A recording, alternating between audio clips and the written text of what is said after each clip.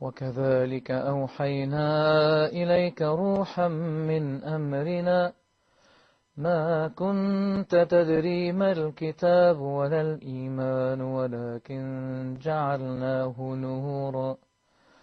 ولكن جعلناه نورا نهدي به من نشاء من عبادنا وإنك لتهدي إلى صراط مستقيم صراط الله الذي له ما في السماوات وما في الأرض ألا إلى الله تصير الأمور.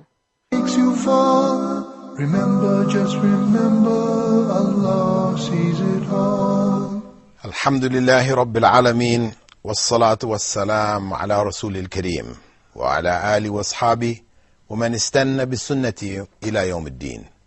All praise is due to Allah, and may Allah's peace and blessings be on the last Prophet Muhammad sallallahu alayhi wasallam, and on all those who follow the path of righteousness until the last day. Dear viewers, we'd like to welcome you to another in our series in the names of Allah. And in this segment, we'll be looking at the name As-Salam. As-Salam, which is the 8th of the names that we are covering in this series. This name can only be found in one place in the Quran. It is in Surah Al-Hashr, verse 23, Al-Malikul Quddus As-Salam, the Sovereign, the Holy, the Bestower of Peace. Linguistically speaking, it is derived from salam or salama. So the meaning is either free from defects, safe, and well-being. When a person gives the greeting salam alaikum, it means one is informing fellow believer that they are free and safe from any hostility from our side. But with respect to Allah subhanahu wa ta'ala, this name means on one hand that Allah is free from any defects and deficiencies, like Al-Quddus that we took earlier, and also that He will greet the believers in paradise, as He said in Surah Yasin, Salamun qawlam min Rabbir Rahim, peace, a greeting from the most merciful Lord. The effects of this belief, or belief in this particular name, As-Salam, for the believer, it should ensure him or her that they will not be denied the fruit of their sacrifices. Whatever sacrifices they have made, whatever efforts they have striven for, they will not be denied its fruits. As the Prophet ﷺ informed that a believer has to live in a self-imposed prison in this life, while the disbeliever is free to roam around and to do whatever he or she pleases. He said, Ad-dunya sijnul mu'min wa jannatul kafir. This world is a prison for the believer and paradise for the disbeliever. So it means that the believer has to make sacrifices. He imposes on himself this denial, where he denies himself certain things. The belief in the name As-Salam ensures him that that sacrifice will not be in vain. It is something which Allah has commanded. Allah being free from defects, His promise will be fulfilled. In reality, though people tend to look at Islam, those practicing Islam, that it's all a matter of don't do this and don't do that and don't do the other. But this is not really the case. Reality is that the majority of things we are permitted to do. There's only a minority, a small amount of things which we can't do. Like Adam in paradise, the whole garden was his except for one tree. All that is in life before us is the same way. The forbidden things are few. Only Satan has beautified these forbidden things and made us feel that our lives are incomplete unless we do these particular forbidden things. Otherwise, really, there's not really that much of a sacrifice, because there's so much that we can do. But due to the pressures of the society around us, our desires, etc., it is a struggle. We do feel it and live it as a struggle. So, is it worthwhile? When this life for the disbeliever is a paradise, we see them enjoying themselves in all the different ways. Our belief in As-Salam, that Allah subhanahu wa ta'ala is free from any defects in what He has promised us. It is true. It's the truth, 100%. It gives us confidence to stick on the right path, stay with the way of Islam, and to give up those other things, not get involved in them, knowing that there is really no value in them. Those things which have been forbidden are harmful. And that's why Allah forbade them.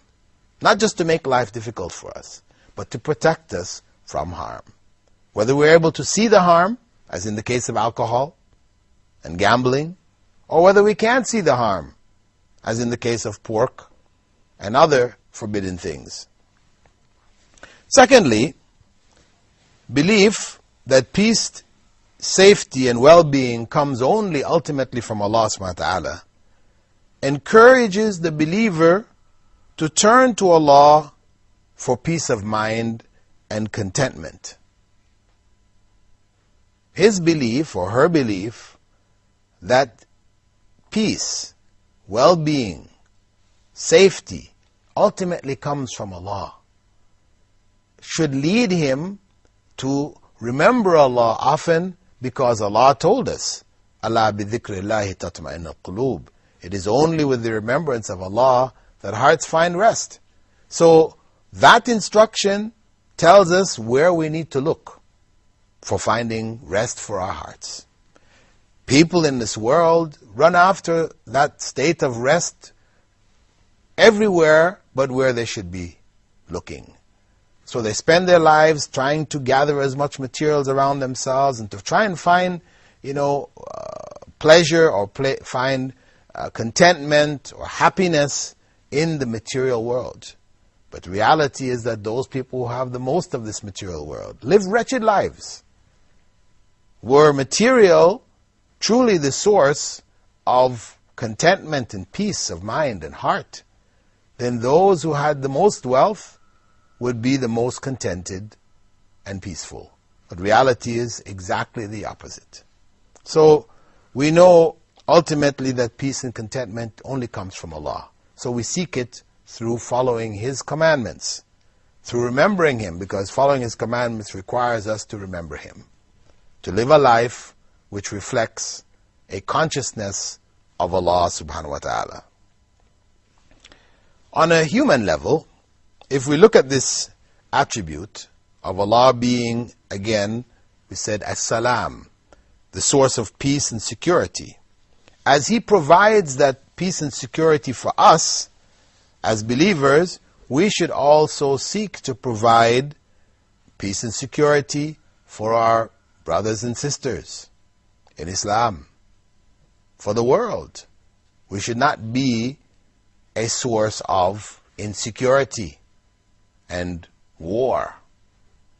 Reality is that Prophet ﷺ said, Al-Muslim man salima al-Muslimuna min lisanihi wa yadi.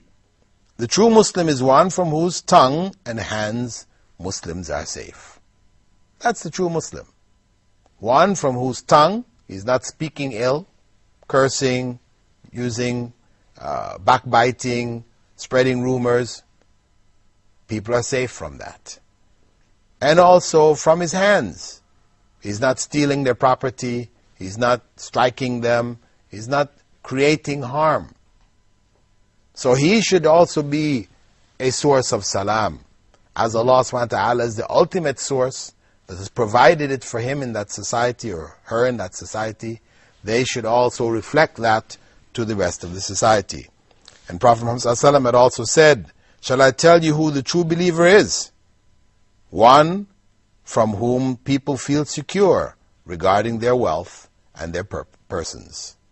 The true believer is one from whom people feel secure regarding their wealth and their persons.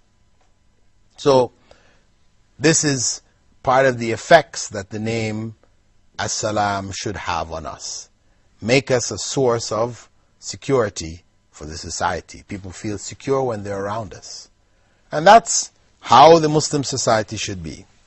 Now, in terms of praying using this name, Prophet Muhammad ﷺ, after prayers, after saying Astaghfirullah 3 times, I ask forgiveness from Allah, he used to say, Allahumma anta salam wa minka salam, tabarakta ya dhal jalali wal ikram.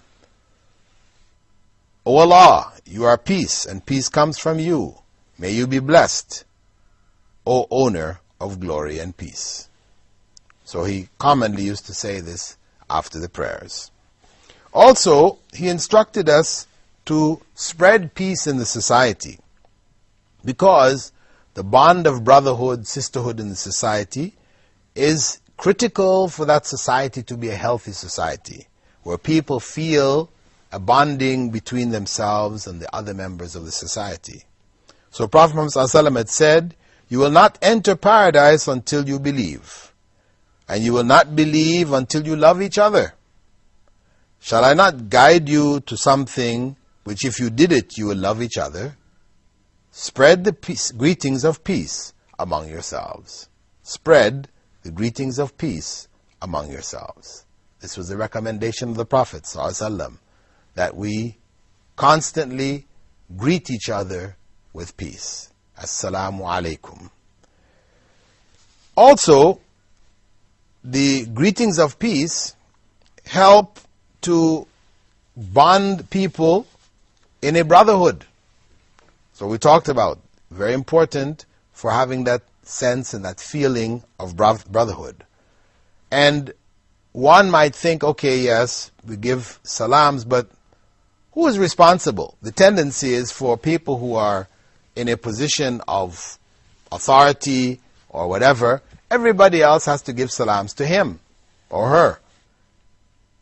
They don't bother to give salams. But Prophet Muhammad ﷺ, to get away from that, gave us even the order by which peace greetings should be given.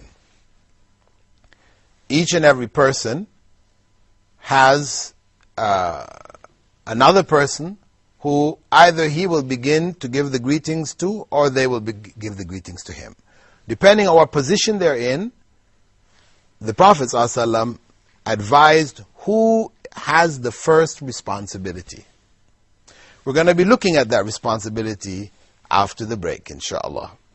So we leave you now and hope to see you again after the break, shortly after this break. Assalamu alaikum wa rahmatullahi wa barakatuh. When you are weak and the road seems long, remember, just remember, seek strength from the strong.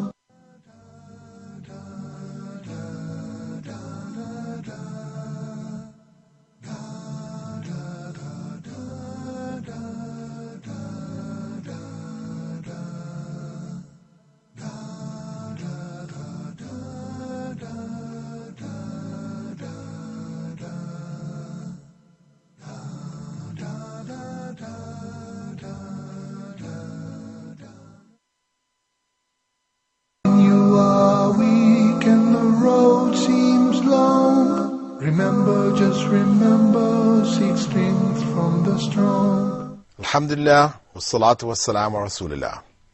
We'd like to welcome you, dear viewers, back to our program, In the Names of Allah. And in this segment of the program, we were looking at the name, the 8th name, As-Salam. And we said that it meant the bestower of peace, the source of peace. And we spoke about its relevance to the believer in general.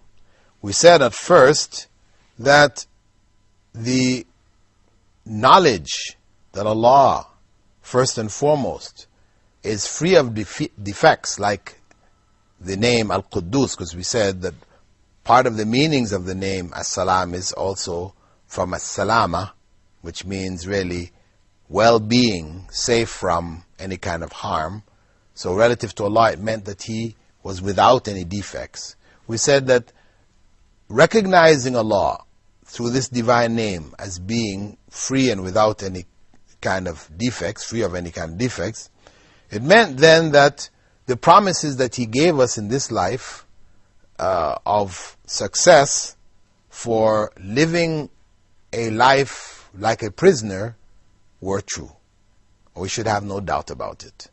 We sacrifice, we give up the things we might desire for the sake of Allah subhanahu wa ta'ala, and He will reward us for it. We also said that it meant, one of the meanings of the names, it meant safety and peace. And that state of peace, we should only seek it with Allah subhanahu wa ta'ala. As He told us, it's only with the remembrance of Allah that hearts find rest. And this, in fact, is the real goal that each and every human being is striving for. Whether he knows it or whether she doesn't know it, that's really what they're looking for. In all of the things that people do, they want to find some sense of contentment. But we're looking in the wrong place. Some people try to find it in music. So they surround themselves in music. And they find some sense of contentment, but when the music stops, because you can't live in music all the time, then it's gone. So it comes for a while and it's gone. Some people find it in drugs. You take certain drugs, you feel pleasant, you feel happy, whatever, but then the drug goes after a while, then you feel down. Something artificial. It's not real. It will not keep you in that state of contentment. And people, in order to try to keep in that state of contentment, end up overdosing and killing themselves. So, the real peace and contentment that people strive for in this life, it can only be found in remembrance of Allah. Being conscious of Allah and living lives in accordance with what Allah has told us to do. On the third level, we said, it meant that we would reflect this quality of peace and security in the society. That we would not be a cause of insecurity. We would try to be a source of security. When non-Muslims come into the Muslim society, they should feel a sense of security. And from my personal experience, I know in countries that I've lived where people practice Islam at a higher and higher level, we find the non-Muslims, when they're asked, how do you feel about living here? They say, we feel secure, we feel safe. Safety that we didn't feel back home in our countries. And that's a good sign. That's a good sign. That is one of the consequences of the divine name As-Salam being implemented in the society. That people do have that sense of concern to ensure that those around them are safe from them. As the Prophet ﷺ had said, Al-Muslim man salim al-Muslimuna min lisanihi wa yadi. That the true Muslim is one from whom Muslims are safe from his tongue and his hands. Then we said that the Prophet ﷺ used to pray using this name. After the prayers, he used to make a supplication, Allahumma anta salam wa minka salam tabarakta ya dhal jalali wal ikram. O Allah, you are peace, and peace comes from you. May you be blessed, O owner of glory and peace. Then we went on to say that the Prophet ﷺ told us to spread peace amongst us. To spread it, to make it a common occurrence. We always give people salams whenever we go. Actually, the companions of the Prophet, may God's peace and blessing be upon him, it was noted that if they were walking and a tree came between them, they had to go on either side as they were walking. When they came back together, they used to give salams to each other again. So much. Actually, non-Muslims living amongst Muslims, to some degree, they find it a little annoying. People coming into the office and giving greetings all the time.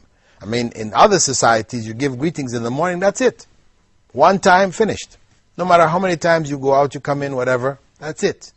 So this thing of Muslims coming in all the time and greeting, and yeah, we have to greet again, and greeting, they find it annoying to some degree, not really understanding that this greeting is in fact, a spreading a good feeling. Because of course the greeting should be with a smile. As the Prophet ﷺ had said, that smiling at your brother is sadaqah, it's charity. So it shouldn't be Assalamu alaikum, you've got a frown, etc. It should be pleasant. Assalamu alaikum. People will feel good. They feel the peace that's emanating from you. So it's a good thing. And we advise those non-Muslims living among Muslims to practice it also. Practice it sincerely. And they will share in that feeling. But in general, for the Muslim society, it's a means of spreading love between the members of the society. And the Prophet ﷺ, in order to prevent people from turning it into a ritual which is prescribed when you're dealing with the poor, the powerful and the rich, so you have to give them greetings, he specified saying that the young should greet the elders with peace. The passerby should greet the one sitting, and the smaller group should greet the larger group. The one riding should greet the one walking. So he gave levels at which the greetings of peace should be given. So nobody has an excuse to try to not give the greetings because they feel somebody is inferior to them. Because either we're going to be in a group, or we're, as an individual, we're either sitting or we're walking, we're passing by, then we're either younger than somebody else. Somebody comes in the room, they're older than us. So we give the greetings to them. And that's the right. And it is, Prophet ﷺ made it the right of a Muslim on another Muslim, that when he greets, it is obligatory on the other Muslim to return the greeting. So the idea that somebody gives you salams and you feel you're too high, too powerful, too important to give them back salams, this is something despicable, something displeasing to God. So giving salams is not obligatory. It's recommended, as Prophet ﷺ recommended it. If we want to develop love amongst each other, then, as the Prophet ﷺ said, we should do it. And if we want to enter paradise, then we have to believe. But without loving each other, we cannot really achieve belief, true belief. The belief that will take us to paradise. Because the Prophet ﷺ had said, one does not believe until he loves for his brother what he loves for himself. So, to attain paradise, as the Prophet ﷺ had said, only believers are entering paradise. So to attain that state, one has to love his brother, his sister in Islam. And the thing which will help to do it is to greet each other. So the Prophet ﷺ recommended it. Furthermore, he also recommended that it is superior to greet one who one knows and one who one doesn't know. The easy thing is to greet the person who you know. But most people tend to greet those who they know, and those they don't know, they don't give greetings to. But this is not the way. Prophet Muhammad ﷺ said, in praising one who gives salams, he said that it's the one who gives the greetings to those who he knows and those who he doesn't know. That's the true spirit is there of spreading the greetings of peace in the society, where one does not neglect giving it to those who he or she doesn't know. It should also be noted that this greeting of peace, being one of the symbols of Islam, exists actually even in the Jewish and Christian texts, indicating that it was in practice from the earliest of times. When Allah revealed the true religion, Islam, to Adam and Eve, it was there from the beginning. So we can find, for example, in Christian texts, that Jesus is reported to have greeted his followers saying, "Peace be upon you." Right? This is found in the Gospel of John. Right? How true the Gospel of John is, Allah knows best. But in chapter 20, verse 19, it's mentioned there that Jesus gave the greetings of peace to his followers. It states, Jesus said to them again, "Peace be with you. As the Father has sent me, even so I send you." So this was their greeting. Peace be upon you. Also, in the Old Testament, we can find in 1 Samuel 25, verse 6, Prophet David instructs his emissaries, who he sent out to a place called Nabal, "Thus you shall salute him, peace be to you, and peace be to your house, and peace be to all that you have. Peace be to you." So it was used in the time of David, and no doubt in the times before. So we are encouraged to give salams and spread it amongst us, to those who we know, those who we don't know. The Prophet ﷺ gave us an order. Young people should give it to older people. We are also encouraged to give the salams not only to those close to us, but those who are not related to us at all. If we receive that greeting even from a non-Muslim, we should return the greeting. Right? But of course, there is a consideration in terms of returning the greeting. The way to return the greeting is wa alaykum, and on you also. With that, dear viewers, we'd like to thank you for being with us in this segment of our program, In the Names of Allah, in which we have looked at the name As-Salam, the 8th in the list of names that we'll be covering. And in the coming segment, we'll be moving on to the name Al-Mu'min. We hope that you'll be with us.